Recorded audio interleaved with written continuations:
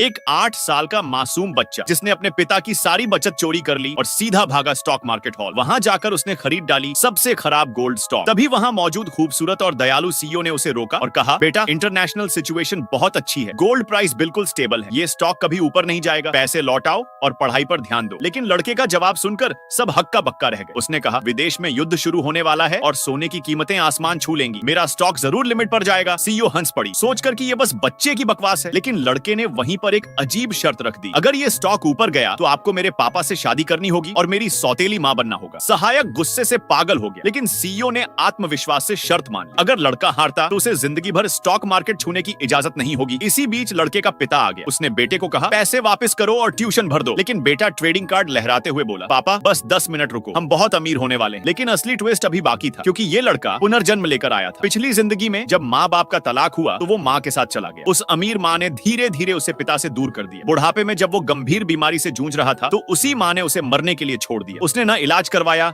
न साथ दिया, बल्कि अपनी दौलत किसी और को दे दी। मरने से कुछ सेकंड पहले उसे पता चला कि उसकी सारी परवरिश के खर्चे उसके पिता उठाते थे। पछतावे और आंसुओं में उसकी मौत हो गई। लेकिन शायद किस्मत ने उसे दूसरा मौका दिया। वो लौट आया 8 साल की उम्र में, उसी दिन जब उसके माता पिता का तलाक हुआ था। इस बार उसने माँ का हाथ झटक कर पिता का हाथ थामा और तलाक के कागज पर अंगूठा लगाया। माँ को घर से निकाल दिया और पिता के साथ रहने का फैसला किया। पिता भावुक होकर अपनी सारी बचत बेटे की पढ़ाई में लगाने को तैयार हो गया। लेकिन बेटा सीधा फिर स्टॉक मार्केट भागा, सबसे गिरता हुआ स्टॉक खरीद लिया। तभी उसकी लालची माँ आ पहुंची, एक अमीर दूसरी पीढ़ी के वारिस का हाथ पकड़े हुए। उस अमीर लड़के ने उनका मजाक उड़ाते हुए कहा, तुम दोनों गरीब लोग कभी ऊपर नहीं उठ सकते। माँ ने भी बेटे को घृणा से देखा और कहा, हालांकि तू मेरा बेटा है, लेकिन अब तू मुझे घिनौना लगता है। इतना ही नहीं, उस घमंडी लड़के ने उसके पिता को थप्पड़ मार दिया और धमकी दी, 3 मिनट में अगर स्टॉक ऊपर नहीं गया तो तुम दोनों मेरे नौकर बनोगे। कमरे में माहौल तनावपूर्ण हो गया। माँ ताने मार रही थी, कह रही थी, मान लो हार। पिता डर गया था, लेकिन बेटा अब भी शांत और आत्मविश्वासी था। 3 मिनट खत्म होने में बस 10 सेकंड बचे थे। स्टॉक अब भी गिर रहा था, लेकिन अचानक